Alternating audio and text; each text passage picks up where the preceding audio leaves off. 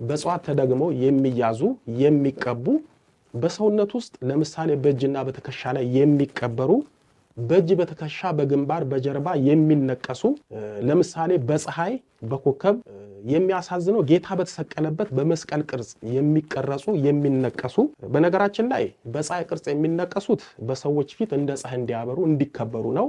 በኮከብ ቅርጽ የሚነቀሱት እንደ አጥቢያ ኮከብ ሰዎች ፊት እንዲታወቁ እንዲታዩ ነው። በቀይና በጥቁር ቀለም ተጽፈው በኪስና በቦርሳ የሚያዙ በብር ቀለበት ተደግሞ በጣት የሚደረጉ በብርና በጽዋት ተደግሞ በብር ባንኮኒ ውስጥ የሚቀመጡ በአንገት የሚንጠለጠሉ በዶቃ በዕጣን በዘቢብ በቅባሜሮን በሳንቲም በብር በሚቀባ በሚጨስ በክታብ ወዘተናል። እነዚህ ባለነጭ አስማት ሰው ላይ እንደ ጥቁር አስማተኞች እንደ ጥቁር መተተኞች በቀጥታ ጉዳት የማያደርሱ ቢሆን